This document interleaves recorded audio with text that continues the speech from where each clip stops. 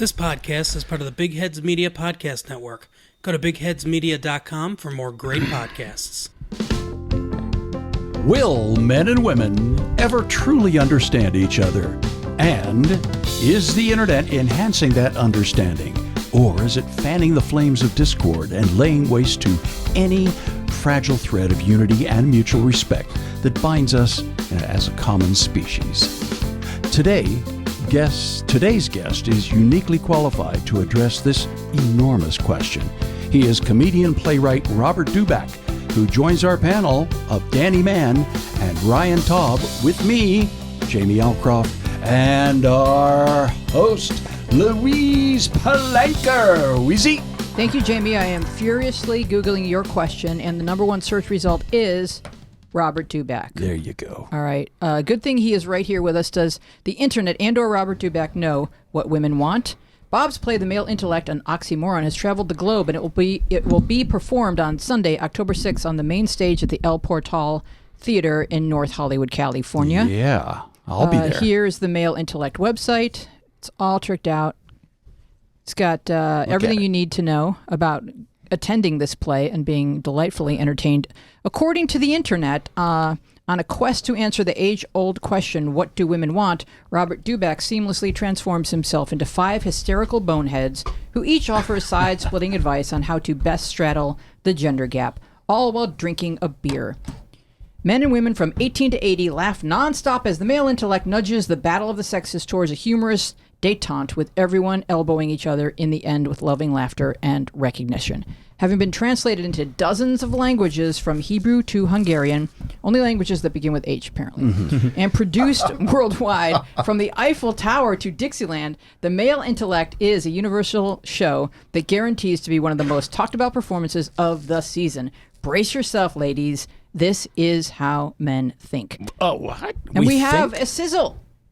Oh, we do? Yeah. We Can we think? play the sizzle, Bob? Go right ahead. Okay, let's play this. I thought you were going to put the pressure on me, and I had to. I didn't know we thought.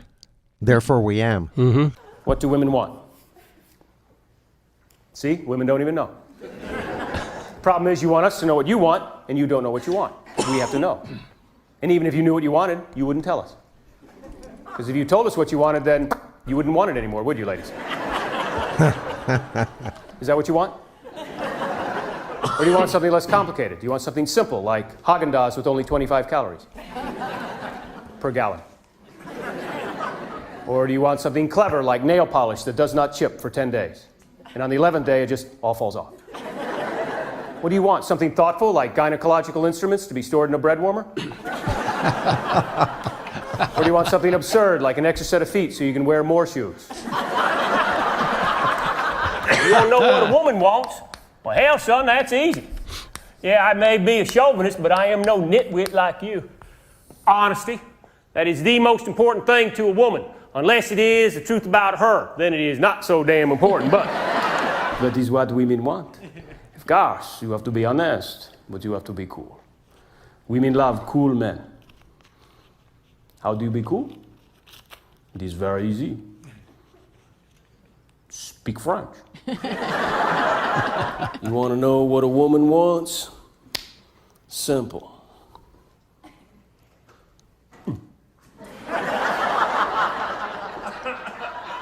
Passion. That's what all the birds want, little old-fashioned passion. Right, Diane? That's what a woman wants. Sense of humor. Because it's the way to her heart. The way to a woman's body. Well, that's a different story. You sure don't want her laughing in bed. At least not right away. Right, Diane? You gotta have a little sensitivity. It's what all women want.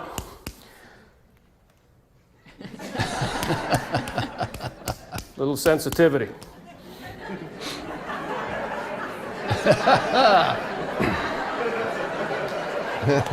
Sensitivity.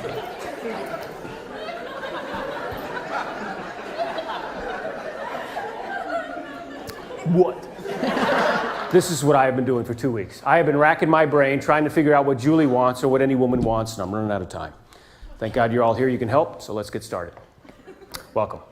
Behind this curtain is the inside of my brain. Take a look. Awesome. Well, thanks. Bob. Wow. Thank you. Thank you.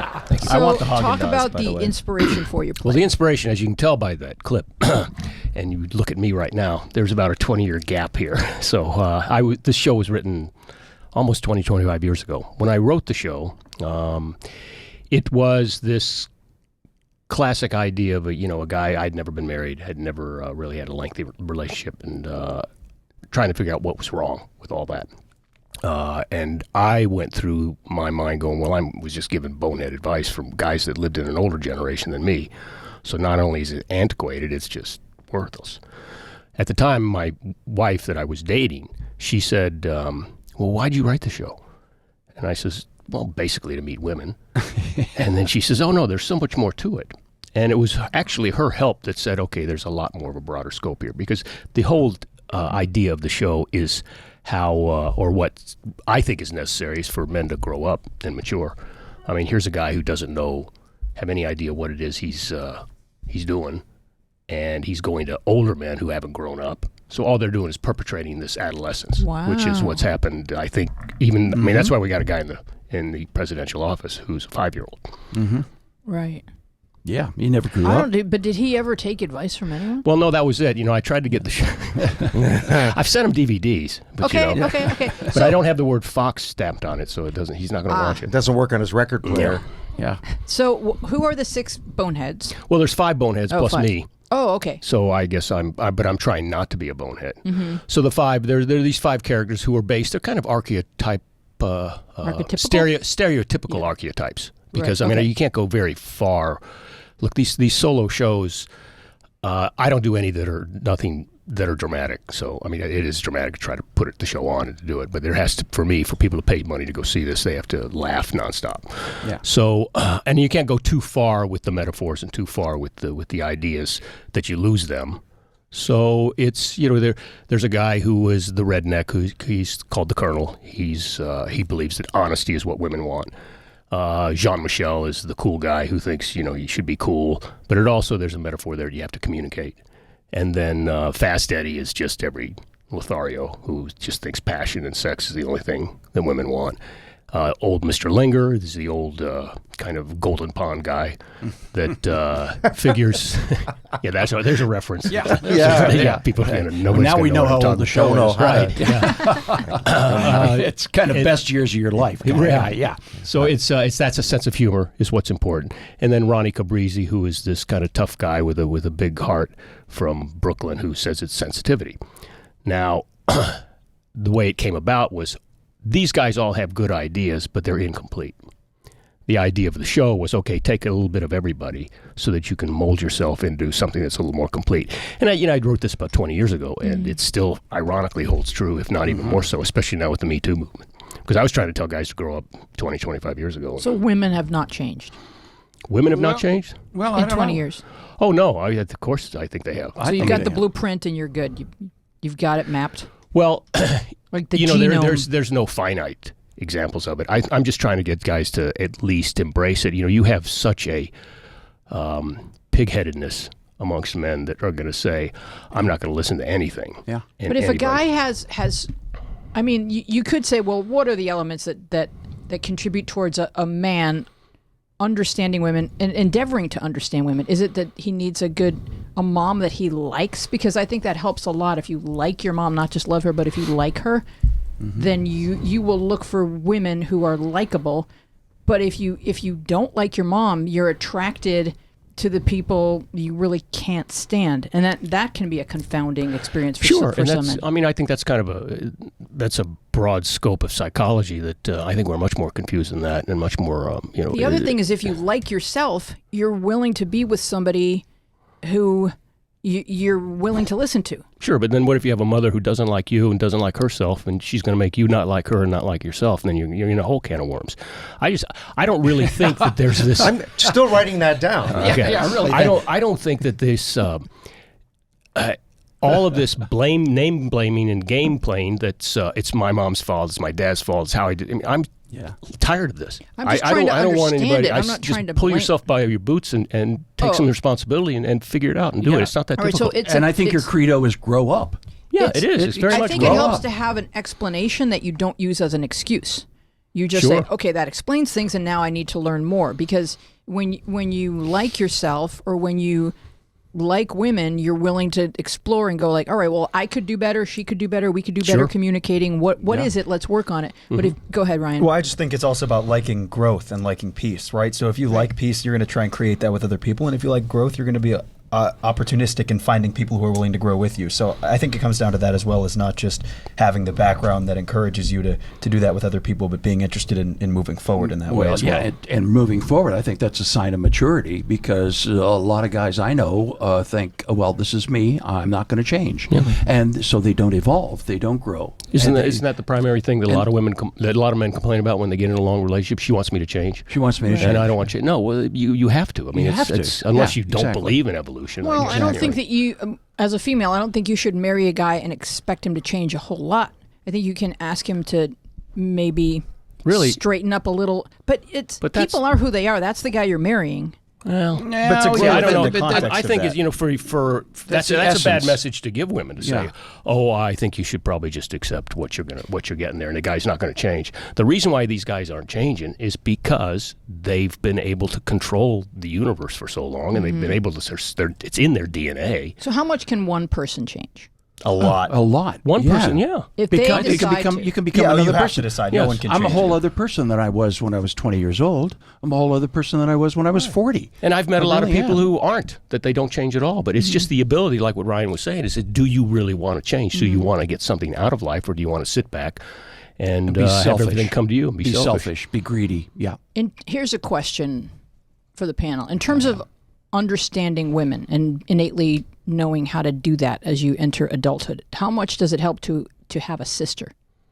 A lot. Probably, I think. yeah. I had two sisters who I love dearly and call every other day. And boy, it showed me a lot about women. It really did. And I had no sisters, and I come from a family where there's been 6 divorces. So maybe I think we need something we may have stumbled on something. That may be.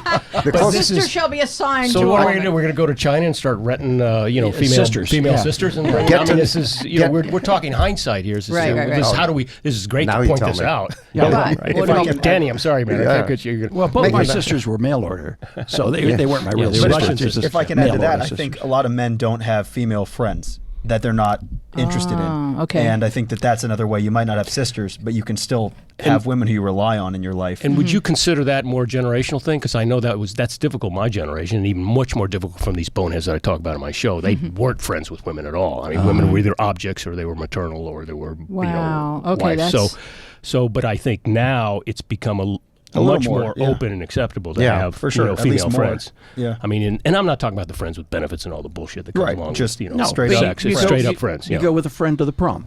Yeah. You don't have to necessarily go with a lover to the prom anymore. You Or can an go with a expected friend. lover. Or you can- or expected. You go with a friend wanted to be a lover. an That was expected our lover? generation. Yeah. But it's right, Bob, because that's mostly what we wanted from women for so long, is just a sex partner, and not necessarily someone who we could grow and change with, and who we would listen to. And I think, you say, well, how do you get along with women?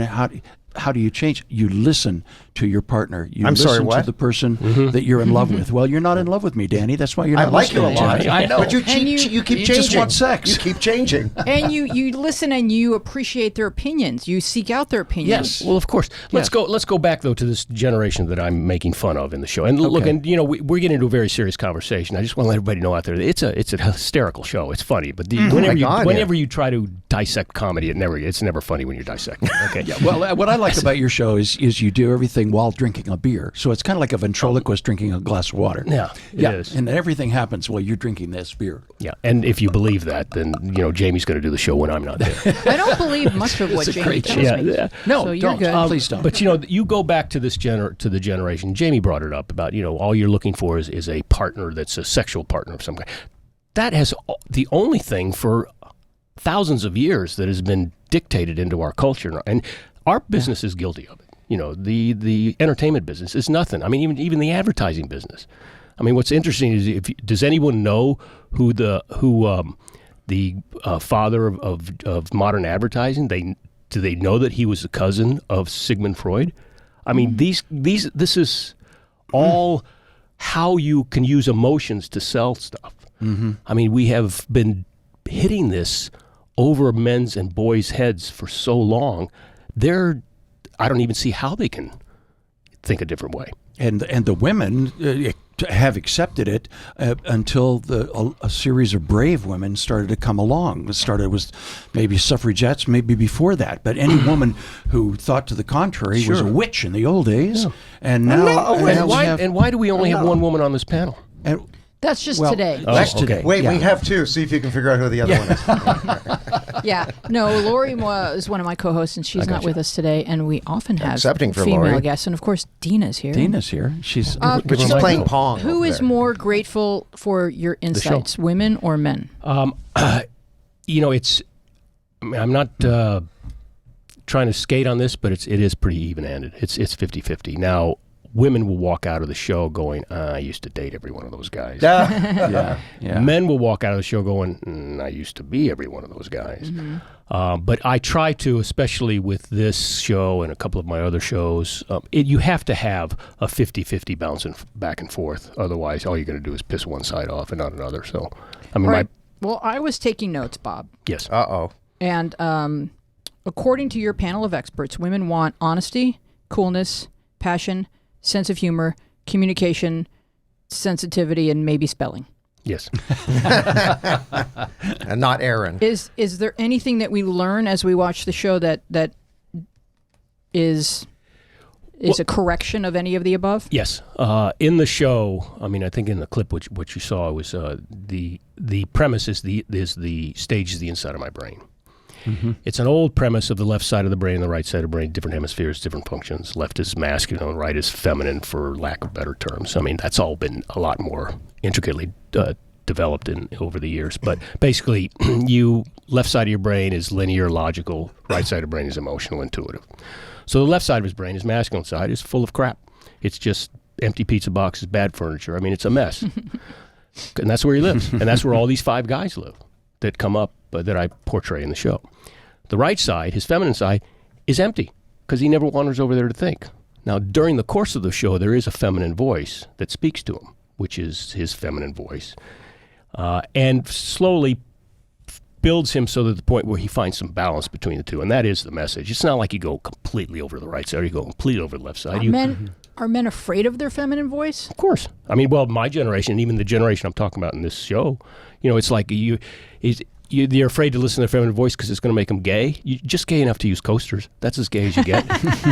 But Ryan, that's shifting in your generation, isn't it? Yeah, I mean, to a degree, on the edges of it, where the edges are is moving, right? If you look at that spectrum, but the middle of that spectrum still exists with your kind of standard guys, I think, who have existed for as long as men have, which is fear of being judged. I don't think it's a fear of your own feminine side. It's a fear of being judged by your peers. For allowing that to present itself a little more. And then that runs the cycle of the problem, because now the fear that you have because you want to become balanced is based on a bunch of boneheads who aren't balanced. Right, exactly. Yeah. So it's it feeds itself. Yeah. That's trippy. It is trippy. Yeah. Yeah, but it's funny. So, you got to come and see it. It is a funny show. I've seen it time and time again. It's a wonderful show. I learn something from it every time I see it.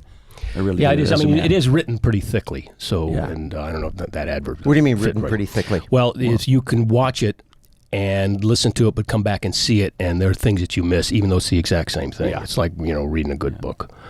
Yeah, it's not like a sitcom where it's rare unless you just. I've noticed that too in rewatching stuff. Sometimes if you come back and see it again, you're coming back as a slightly different person each time, your perspective change. You go, where was I that day?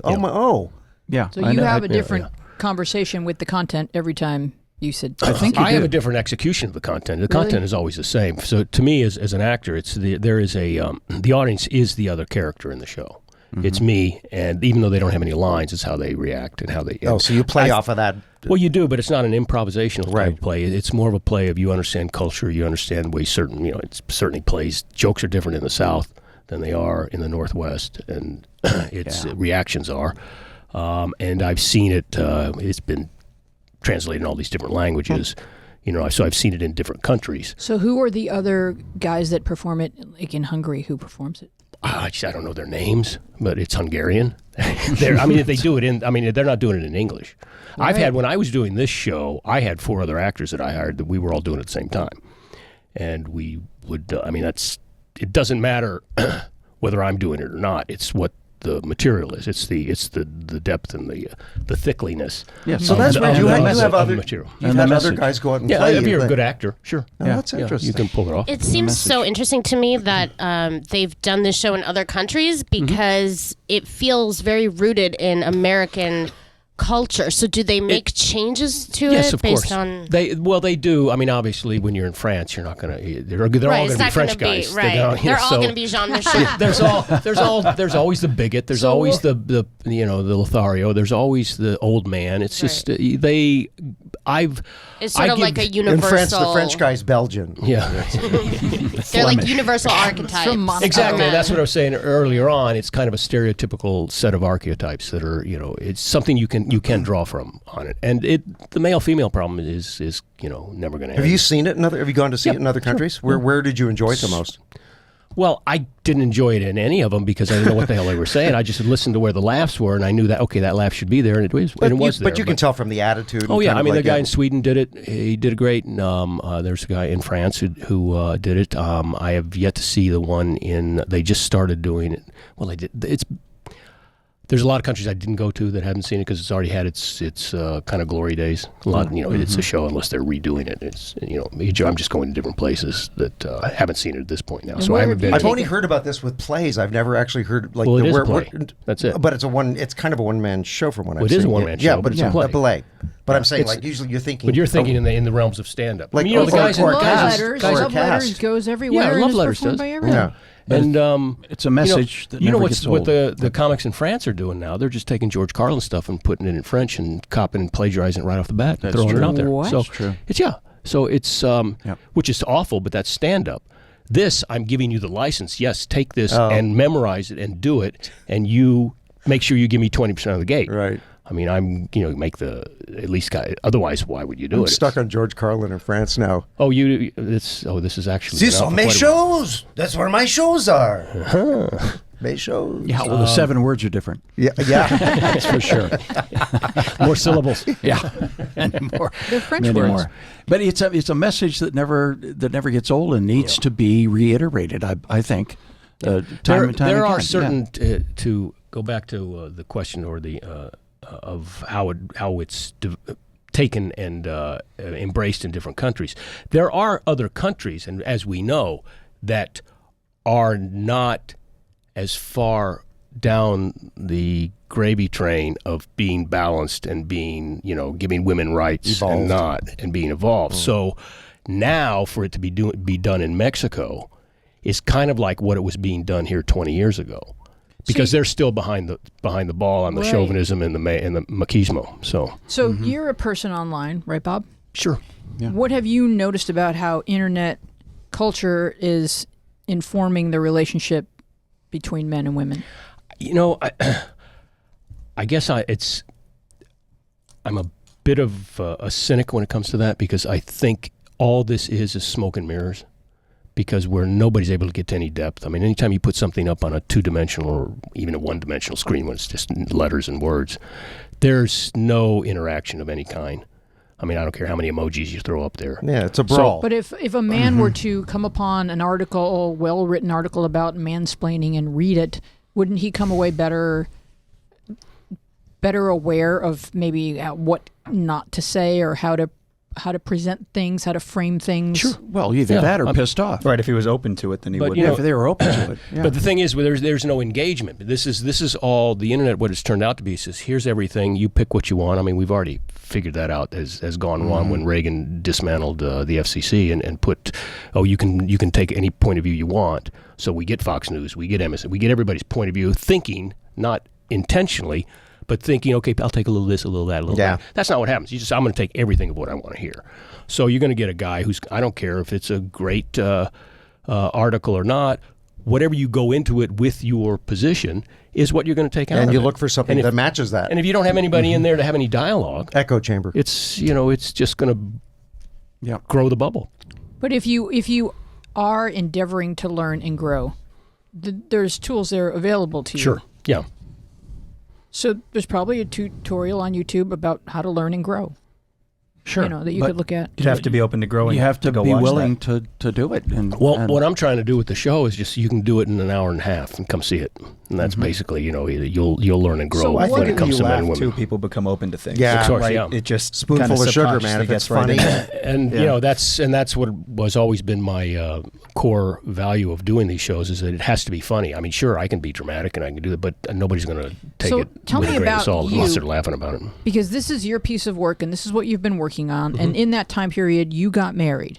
So was this work your life's work in a way that transformed your life? Prior to marriage, yeah. And then, look, I told everybody I wrote the show, but my wife explained it to me.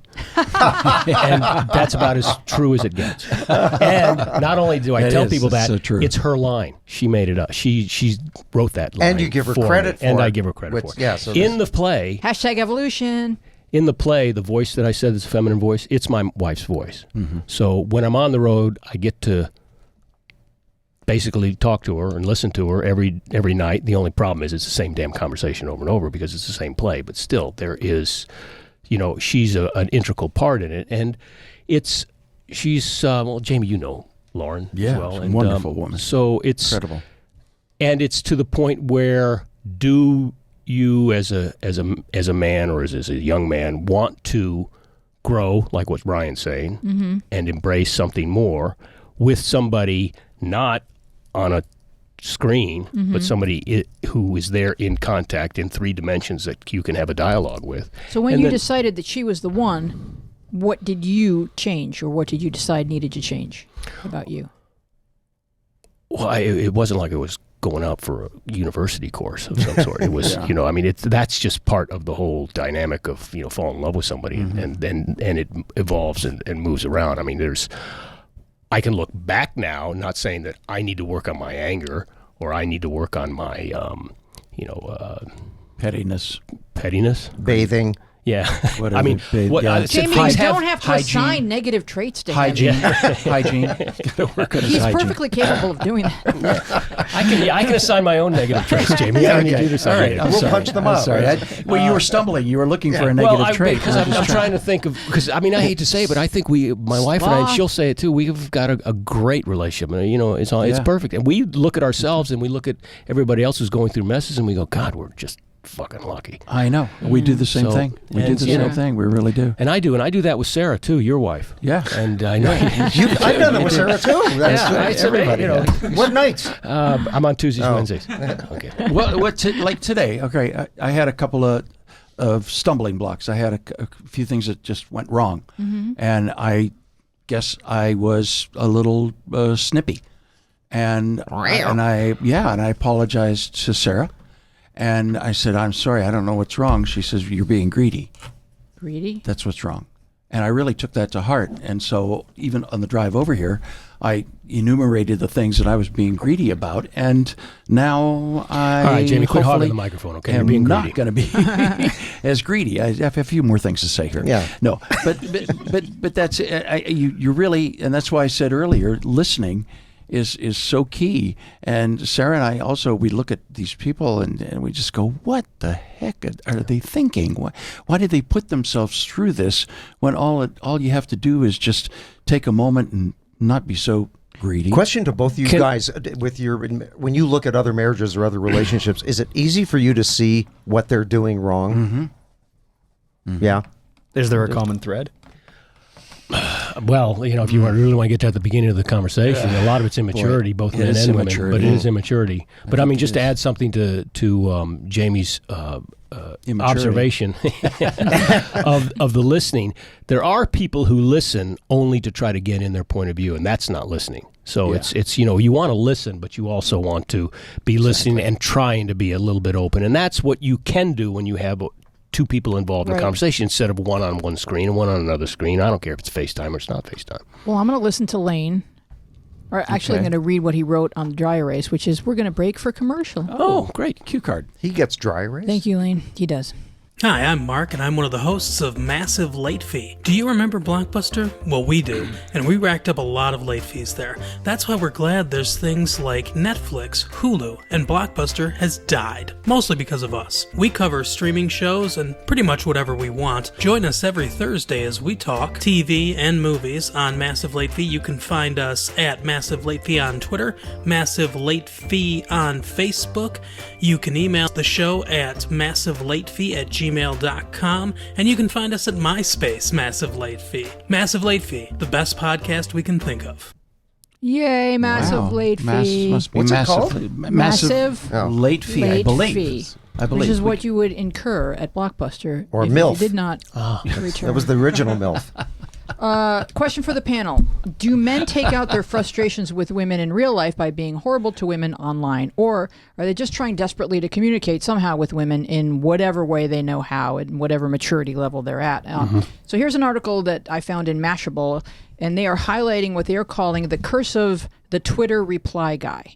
So the Twitter reply guy is a lot of people, mostly women, have noticed that one or two men always, no matter what, reply to their tweets. These men are colloquially known as reply guys. Here is a tweet from Scott Barolo, and he has kind of like broken this down, and he's sort of noticed that it's especially happening to women in tech, women in STEM, because, and here's my theory, it's because like really smart guys who aren't like necessarily mature emotionally, they maybe think that they have a chance of impressing women in STEM, and so they reply to their tweets thinking that they have something to offer, but they're going about it in all the wrong ways that women tend to find abrasive or offensive. So In STEM? STEM is science, technology, and medical? And other letters. Mathematics. And some other letters. Mathematics. And okay. It should be it's Engineering. STEAM. It should be, because arts should be in there too. I've always objected to that expression. It would be STEAM, It should STEAM. be STEAM. But they get a lot of reply guys who repeat the same unhelpful comments, and so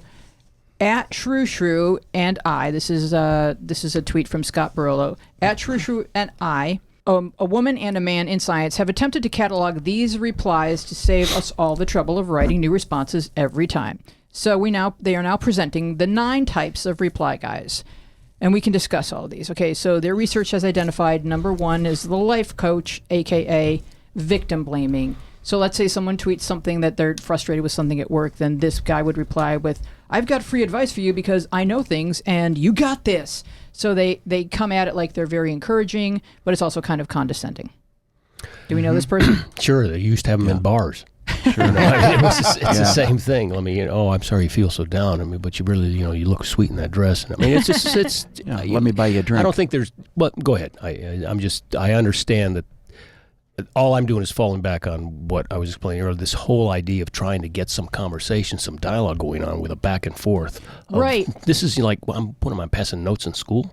No, but here's what I missed that. I read. I'm going to finish reading his tweet, but this is what I thought of when I was reading about the reply guys. All right, so when my nephew, who we all know is a smarty pants and Ryan's best friend, when he was a baby, I just kept saying to my sister, "When's he going to talk?" Because I find people who can talk more interesting than babies. For example, babies not talkative; they don't have a lot to say. Unless it's a really good-looking baby. When is he gonna? Yeah, when is he gonna talk? When is he gonna talk? When is he gonna talk? So finally, we were in France, and he finally had kind of figured out how to talk, but all he knew how to say was, "What's that? What's that?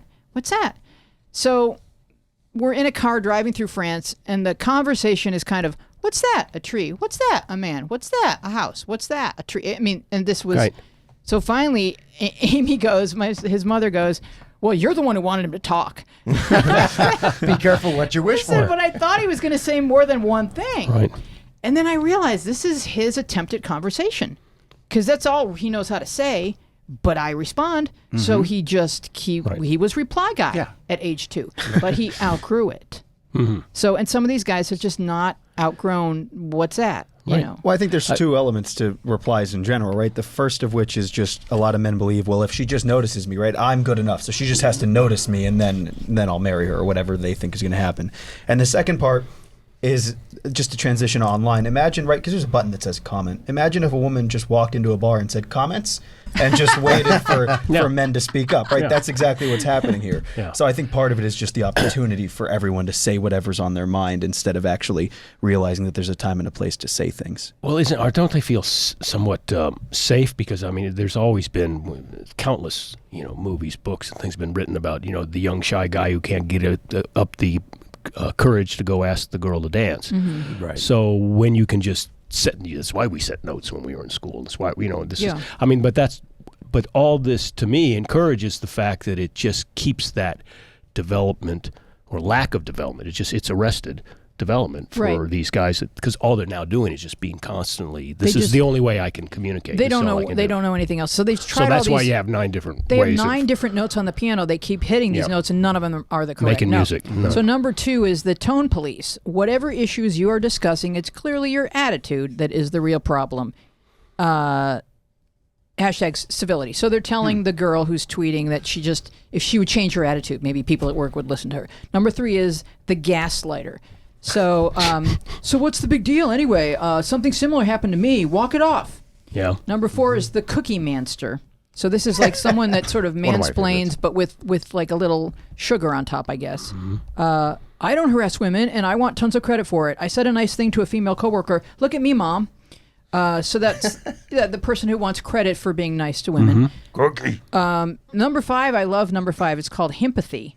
And this is the guy who's convinced that if you start listening to all of women's concerns, then that will be the end of civilization. So, oh no, but what about the real victims, us poor men? If you keep this up, all men will eventually get fired, and also how will we reproduce? So number 6 is the Sealion. Now this one takes a little bit of explaining because it's like this term originated in a comic where there's a woman who says, I love all mammals or all sea life except I don't like sea lions. And then all of a sudden in the next frame there's a sea lion going, well, why don't you like me? I want some data to back that up. So it's the person who has to, link please, source. He's just asking questions. If you don't respond, then I'm right and I win. If you do respond, I will never stop asking you rude, dismissive questions. So it's like there's no correct response to this kind of guy because if you give him the sources he's looking for, then he thinks that this is a conversation and we keep going.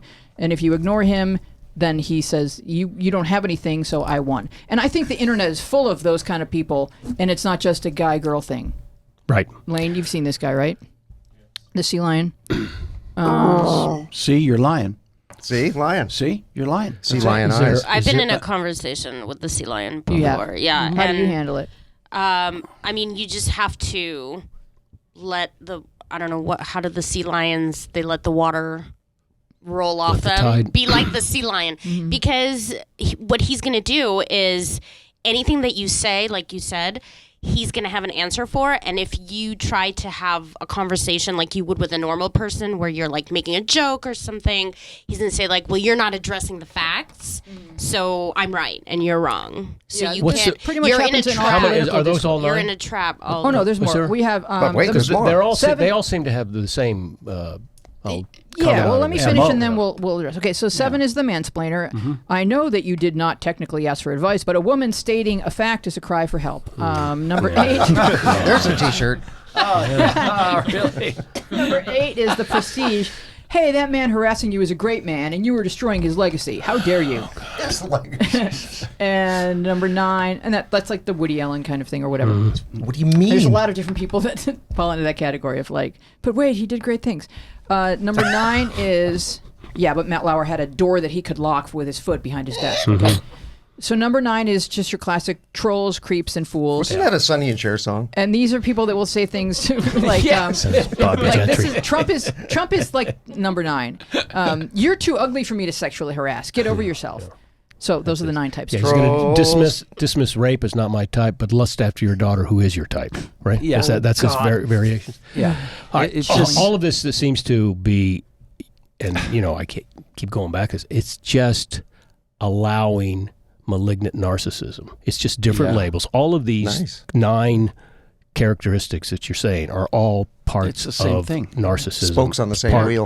So it's just psychopathy presenting in different forms. Exactly, and what we were saying earlier too, if this is all that you've learned, all that you're doing, you think, I mean, I not dismissing what these guys are think they believe, but it's delusional. They think they're actually accomplishing something. They think they're actually finding some sort of self-esteem. They think, no, they've got this narcissistic personality, and they want it reinforced because their self-worth is too low. Right. Yeah, they can't show restraint. They can't show any restraint. I mean, you look at some things online, and you just, the wisest thing to do is not answer. Not go there. Well, I think normal people don't, and I think most people don't, which is that's why because these normal voices people become don't so loud. Normal people don't understand how they're getting gaslit, and the only way to shut down a narcissist is to not communicate it. You have to put a firewall up. That's it. Right. Everybody thinks, oh, I'm the one who can make the difference, or I'm in a lawsuit right now with some idiot in our building who every time they fire their attorney, we got to talk to the other attorney, and the attorney comes in and says, oh, well, I'll be able to fix this. I says, no, you won't. This person we're dealing with is a malignant, psychopathic narcissist. And then after 3 or 4 hours, they realize that's happened. So, I mean, I get it. People want to think that they're the ones who can respond and change. I'm telling you, it's, we've created a huge culture. And we got one in the White House. It comes down from the top. It's trickle-down narcissism. Look, it comes from the top. Trump isn't elected because he's the only narcissist around. There's 33% of the country is, and that's why they're voting for him. So it's, Oh, wow. Well, he's got a lot of other great qualities. So. He does, yeah. In addition to the narcissism. But I think that the only thing that you can do is avoid these types of personalities and certainly not elect them president. But we all encounter them. And what are the warning signs? So how can we avoid those people in our lives? I mean, online I don't respond to people that I think are either that reply guy or a Russian troll. I just don't. I don't engage. No, that's all you don't can do. That's the whole thing. Let them win. That's the mature thing to do. It's not a let win. Them think they won. Let them think they won. Right. Yeah. It's not a win. You're the winner because you get to walk away peacefully. That's the win. I also walk away from the blackjack table $2 up. Yeah. There you go. Boom. Always Can I get winning, baby. Yeah. That's it. That's a good rule of thumb. Yeah. I like that. Let's get that on some T-shirts. Yeah. All right. So I think we've addressed the problem in terms of what creates a reply guy in the first place. And I think that in order to not be a reply guy, you just have to be willing to do some work on yourself. And maybe that's one of the things that we teach boys is that, you're not weak.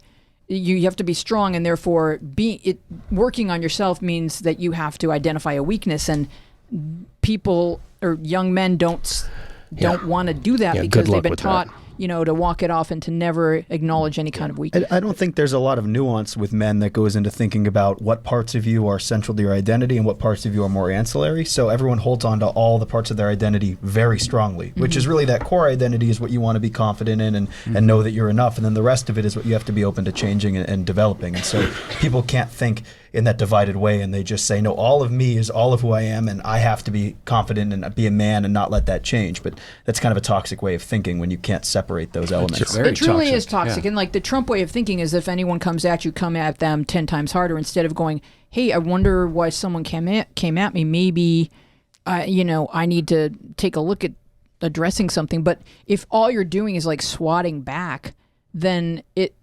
nothing is ever resolved or nothing is ever improved. If everything wrong with me is someone else's fault, I think that's an exhausting way to have to live.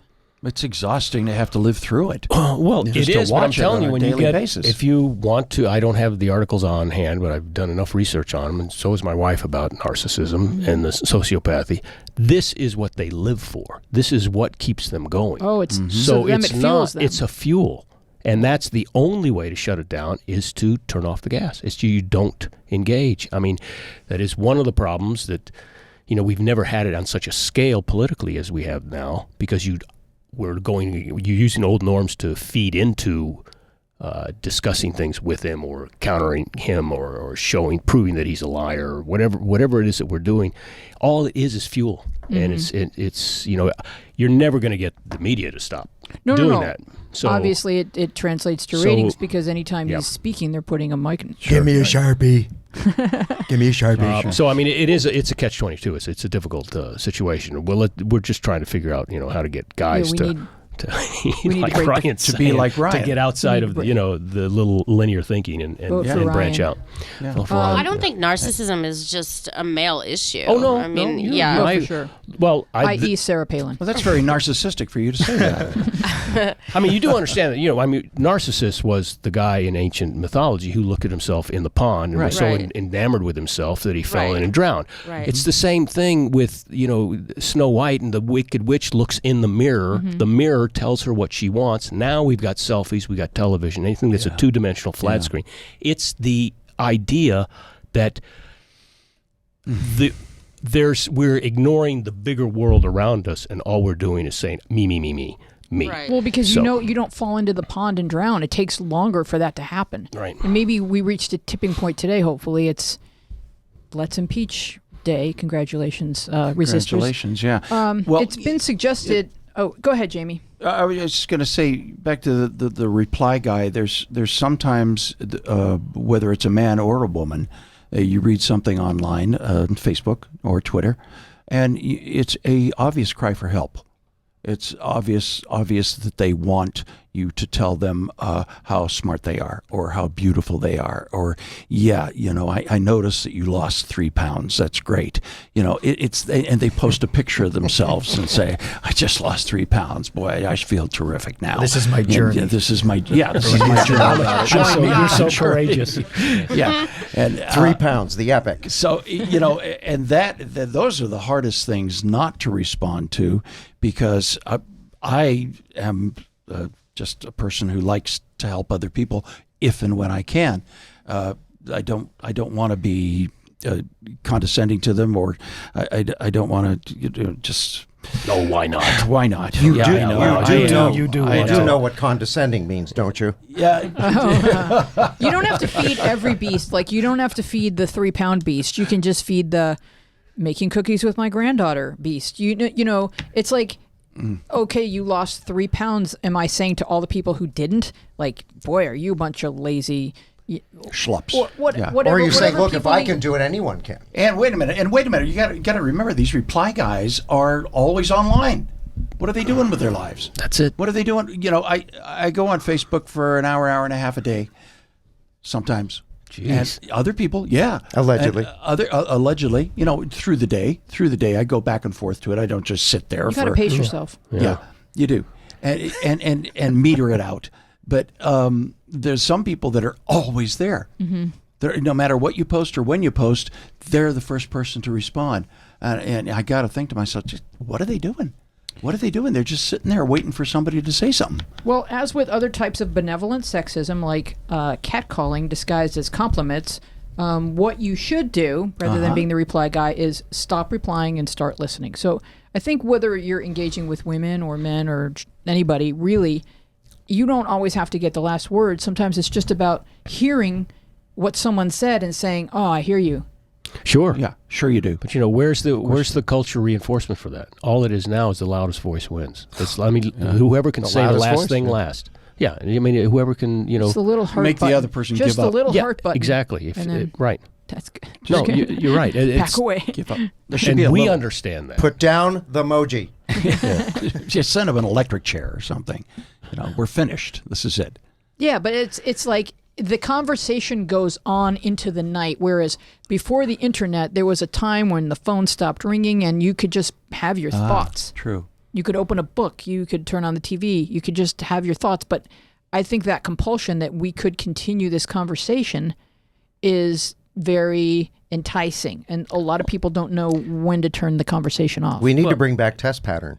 What is it on the show. phone in the old days? Where is it? You hang up. No, you hang up No. first. No, I'll hang up. No, you say no. You hang up. And you're on and you're on. And you're on. It's like I get that, but that's a search On the for- count of 3. Yeah. Is it on 3 or go? Yeah. Go. Right. Yeah. It's it's that desire to be loved and wanted.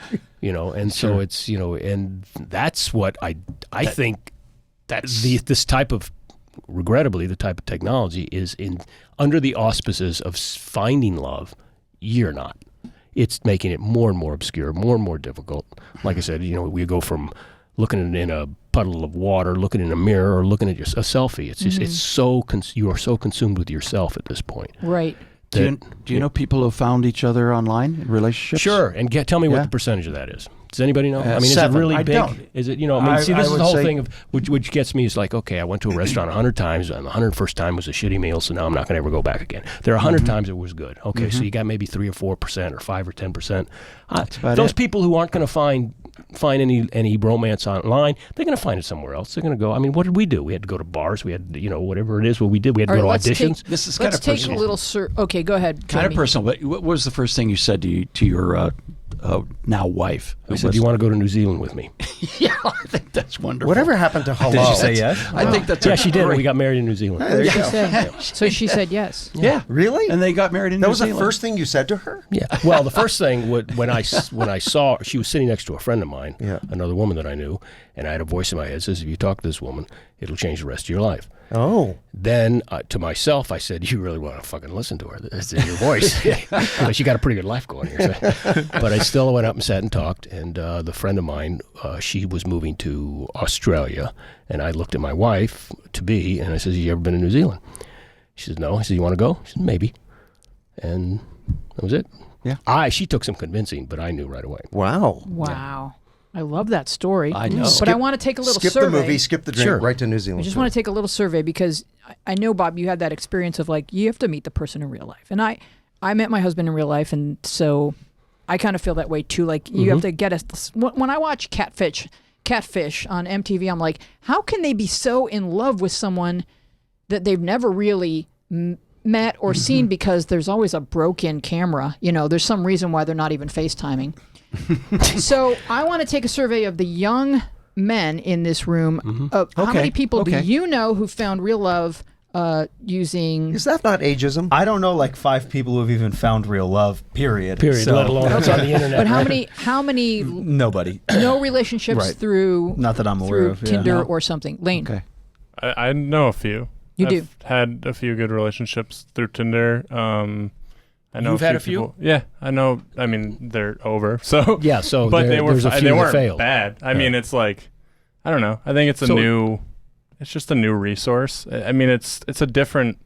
But you actually met them and talked with them. It wasn't everything. You didn't go through all your first sex tapes over the right. Exactly. You actually went out and had coffee. And went on a date and did something. It's just another way it's to not meet an artificially intelligent robot or anything that you. Yeah, know I mean, about. and if you're like on Tinder and you're talking to someone for like 3 months, that's like an issue. But if you meet someone on Tinder and then you're like, "Hey, let's get a drink next week," It's the digital and you do, alternative then like, to a what's nosy the aunt. difference? You know, It's a door Sure. opening, Yeah. Bob. It's not like this is a Right. relationship. Just Exactly. I type, you type. I type, you type. It's like, hey, let's go to the Starbucks that's midway between. Franny, how many people do you know that have met and found love through dating apps?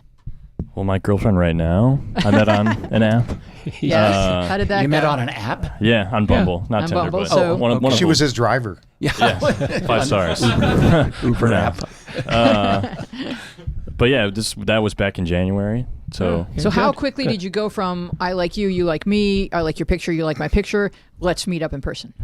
it was probably like a week, just because I was busy and she was busy. Yeah, it should come offline within a week, I think. Yeah. What are the rules of thumb? That's healthy. Dina? Yeah. Anybody? Do I know anybody? Yeah, like Bob is saying, it's not. He's just sort of discounting it as a method of obtaining romance in your life, but I think there's. I don't think it should be discounted. Like I always say, I met my husband in person, and it was like a long time ago. But I always say, like, I'm almost like a little bit envious of people who were dating in the kind of online dating app world, because maybe like, yeah, Tinder, OkCupid, those might be more like a meat market, but there's apps and websites that will like put two people together in like a more meaningful way than just like looking at each other from across the bar, which is how my husband and I met, and we're still together like 13 years later. So that's not, But you're thinking you could have done better. Yeah, basically what I'm saying is. I take it back. Actually, I forgot my mom and stepdad met online. Oh, there you go. Nobody else. They would be very pissed if I still said sucks. nobody. No wonder that Still sucks. like that slipped your mind. It's bad. Stepdad. But so is meeting someone at a bar. Like, there's no good way to meet someone. Well, true. Most of the time, it's going to be, like, it's going to fail more than it's going to Well, then that would gonna be win nice to any have method. the statistics. Statistics. Or just the numbers. Or the numbers. Yeah, it would be good. It would be good. Like in because terms of like, we're did it- generalizing quite a bit here. We are. And we it's, are. because you have something specific. But I agree with Bob to a certain extent that I think it's the gamification of love Right. that's, it's like eyeballs looking at eyeballs is very enticing, and you just keep swiping, and you almost like maybe subconsciously don't want to find the person because then you'd have to stop looking. That's like, the looking part is fun. It's because it's a game, like she says. Well, yeah. I mean, look, we've commercialized it with The Bachelor, The Bachelorette, all these other things that are, just faux ideas of romance. It's look at the tragedies that have happened with the collisions of those episodes. Yeah, but you can't look away. I can't look away. That, Being now, a female, you watch those? I can. And there's a difference get between Louise men started. men and women. Zero interest. Women Wait, can you watch that show? Women can watch this show more than men can. No, we don't. Well, for women we it's don't a just drama, for can. men it's a we comedy. must. You must. Yes, Yeah. you must. I think for I women have- that's sports. It may be. It may be. You know what for men what dance is? What? Besides football, that's is karate movies, and it's there you all. go. That's the way to get them to watch dance. Dancing. Yeah, Okay. movement. It's just Well, dancing. I met my wife in person, but we decided to date online for a couple of years. But I even think that voice of watching sanity. sports or watching a well executed baseball play looks balletic to me. Yes, it's like, of course. oh my Yeah. god. I mean, these guys. yeah, That's football. That's the epitome of doing that physical feat. Well, and football's even better because it's so balletic, and they Until were you tights. die. And they were they- tight. Impact. they But were yes. Oh, yeah. Yeah. So, see, It's like ballet nobody in with New York City concussion. ballet is doing. We're coming out with crash helmets. Exactly. well, we're going to get to what's I'm Twitter just trending Black because Swan. It's contact ballet. That's what it's full called. I'd contact watch. ballet.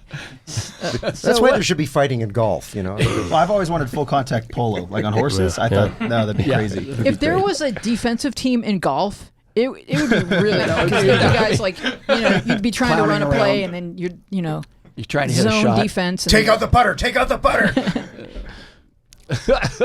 Anyway, there'd be some pretty interesting injuries. So, what's Twitter trending today? We can't step away from it, kids, because what was Twitter trending is hashtag impeachment. So, yes. the Palmer report. Who wants to read that one, Jamie?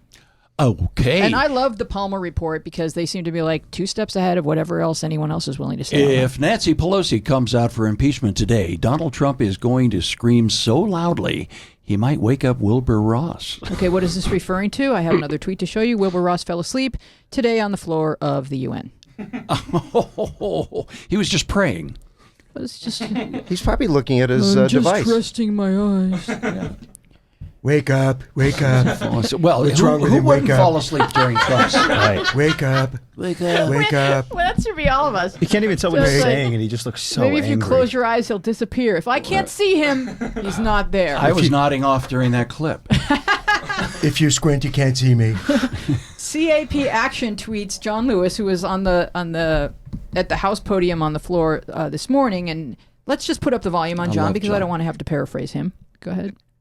Know whether the president Mr. is Lewis. using his office to line his pockets. Mr. Speaker, the people of this nation realize that if they had committed even half of the possible violation, the federal government would be swift to seek justice. We cannot delay. We must not wait. Now is the time to act.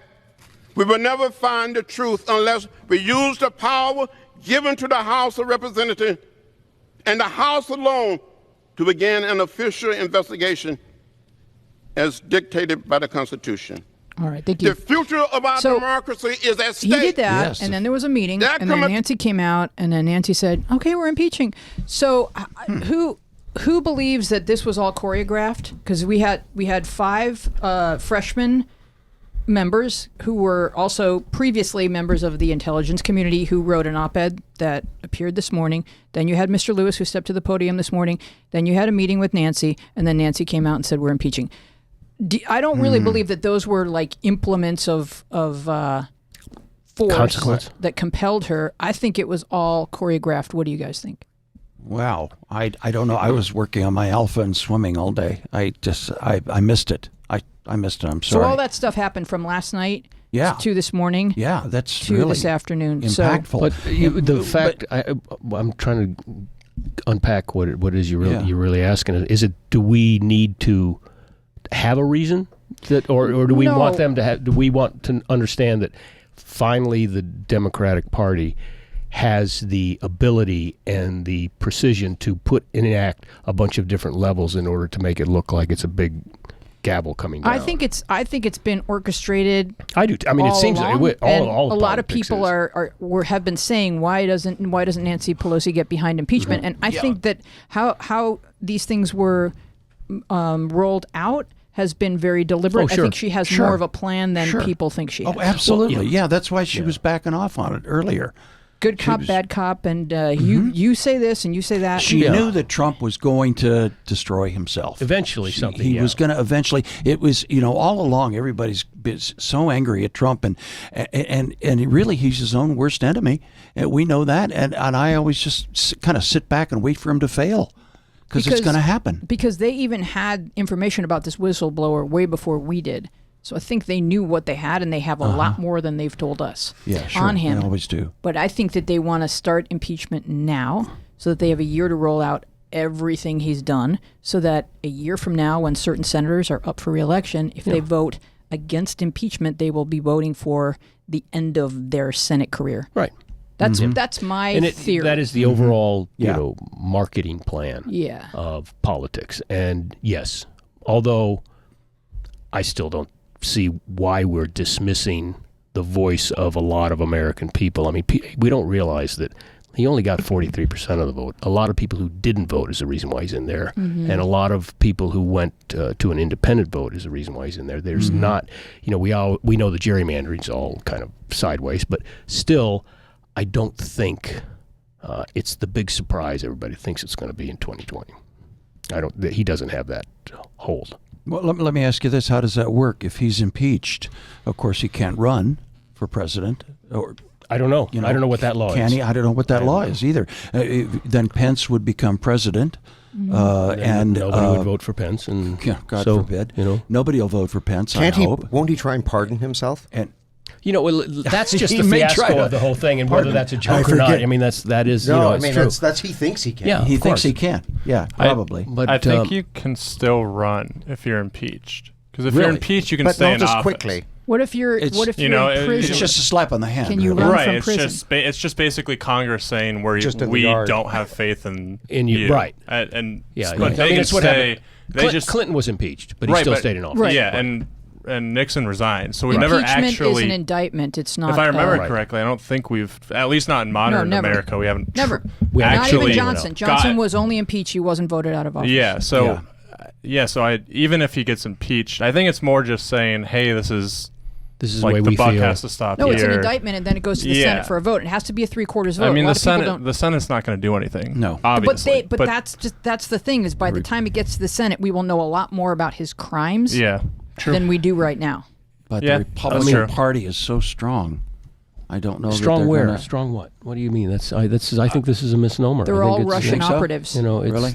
I don't. They are. Look, You don't. a lot of. I mean, I'm always around the country. Sure. I mean, there's you get in a pocket here in L.A., or at least when you talk about guys in our profession or comedians or whatever, they're in certain big major cities and this and that. And I'm playing, these tertiary markets. And I actually felt this thing happening before Trump was running because they're pissed off. They don't know what they're pissed off at. Now they're pissed off that they made the wrong decision. Really? And I hope so. And it's obviously cross your fingers, and if not, it's all going to get rolled back. It's just that how for But us it's in our It's a long process, right? Yeah, it for is your a long generation, process. Yeah, my generation I was feels gonna really say, different. Your Right. generation should, you got to man up and get. And the bigger people out concerns there for to do me that. are like there are things that can get rolled back pretty quickly. Environmental damage, the stuff that's going on with the EPA, Yeah, that's an entirely different story. You're right. That you can't roll that back. Right. You can change the Exactly. laws, you can roll those back. Right. But there's a lot of things that scare me, and I know people personally who voted for him and will absolutely vote for him again, and that scares the living hell out of me. That's Really. Sure, but that's there are those. You're not going to change. 30% of them are going to do that. Right. So just forget about them. That's it. So I guess. it's like if you have 10 siblings and they all come to dinner for Thanksgiving, 3 of them bring strippers.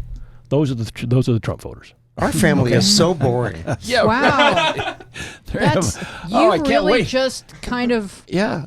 wrapped that up nicely for us. Thanksgiving's right around the corner. It's the stripper dude. Do the strippers want Ziploc leftovers? Yeah.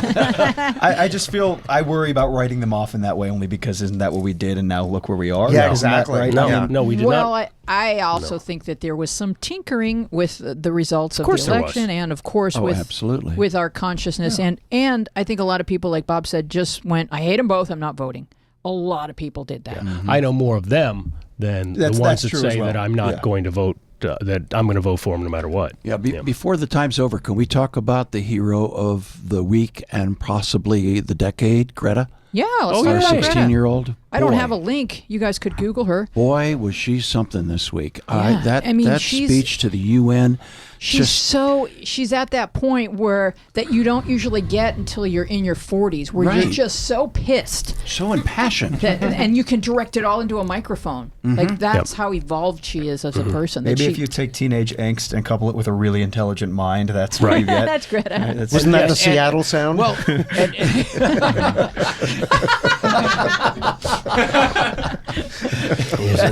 Greta Kurt Cobain.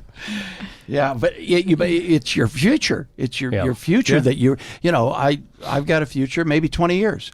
But your future's much longer than mine. Hope so. Yeah. And geez, that is what inspires this anger and this angst and this impassionment. The only thing to help make your generation feel better is that Trump and him and us, we're all going to be dead in 20 years. I mean, that's only the saving grace. And we'll be crazy about something in the future generation. You might be glad that at least you won't have to well, deal not with only our are the species becoming extinct, but will become extinct. So that might help things. Well, it is interesting to, we're only on the planet for hopefully 100 years, but when you pull back and you look at, say, the movie Lincoln, and you watch the scenes in the house where they're arguing for days over whether or not you should be able to own people. It's like, oh my gosh. So is it going to be 100 years from now where people can't believe that we were arguing about whether or not global warming we were going to save the planet? Yeah. Because like what? Do you ever have an idle moment where you just think, doesn't Oswald or Sirhan have a relative? Oh, no. No? I've pondered it. Well, I don't think that's going to solve it. If Trump's impeached, I just wondered. And they find that Pence was involved as well, and he never doesn't get to be, he's president for like half a day, and then they're like, nope, we got him too. Then it's like President Pelosi, and then she and Joe can like duke it out in a steel cage match. Yeah. I think what the Democratic Party should do is get together, and whether it's going to, whoever gets, whether it's Warren or Biden or Sanders or Buttigieg, they should say, not only is this who we're running for president, this is who we're running for vice president, all these people you've seen for the past year, these 20 other candidates, this is my Secretary of State, this is my Treasurer, this is Department of Environmental. You're voting for 20 people. All of us. Because that's what Lincoln did, team of rivals. And my friend Jenny, yesterday when we were driving back from a film festival, she's like, I think Pete Buttigieg should be Secretary of State. And I'm like, dude, he speaks like 100 languages. That'd be sweet. So there's so much talent. There is, and that's what needs to be tapped. We hit the ground running. Yep. And we roll back. We fix as much of the damage as we can. Yeah. Ryan. How much time do we have left here? Yeah. When I was watching the debates, we're almost done. Because I got to plug my show. That was Bob. We're going to plug your show. Yeah, we're going to plug your show. But that's what you brought up. I've got a code that people can get, like a half-price ticket. Amazing. Okay. Yeah. Let's do that. I thought you said you had make your point. I thought he said he had a cold. He does. He does. Too. And a code. He has half-price tickets. He can give you either. All right, so how can people get tickets Sunday night? You're performing at next Sunday. Sunday afternoon. Next Sunday afternoon. Look at how gray my hair is. It's Sunday afternoon. It's a 3 o'clock matinee. 3 o'clock show, and there'll be a little dinner at Denny's afterwards. Yeah, right. Reception. That's a lovely theater, too. A late bird. All right, so how can people get a discount? If you go to El Portal, where it's to buy a ticket. Portal? Well, I don't know what it's on the screen there. El Portal. You go there, and then you click. You click, and you'll get to buy tickets. Put in the code word comedy. Not hard to remember. Comedy. Now, do you have to do that in caps? No, you can case sensitive. No, you just have to spell it correctly. Sanskrit. It only accepts it in Sanskrit. You can only in comedy and Hungarian. font. Ooh, that's how it's going to look. You put it in like that, There and you then go. if it looks like that, you click apply. And then you call your grandson, and he talks you through the rest. What of it. is this? What is this? Call Bernie. Yeah. What does this mean? What is apply? What do I do? I'm not going to pointing at me. Why is it pointing? And I've had regarding the show, I've had people come to the show who are dating, come to the show after they're married, come to the show. It's because it's been going on for 20 years, and come to the show with their children. I've even had the children gotten married and come to the show. It's been around that long. People even come with their exes. And they come with their extended families. So this is a success story that's beyond online dating apps. You go to Bob's show. Yeah. That's where you meet, fall in Probably love, a better solve all the chance there problems. because you have one thing in common. You like comedy. You like Bob. So, We can all agree on that, can't we, America? Yes. There we go. All right, Let's with run that, for I would office. like to say thank you you. to our guest, Robert Dubac, and our panel, Jamie Alcroft, Danny Mann, Ryan Tabb. Our producer is Dina Friedman.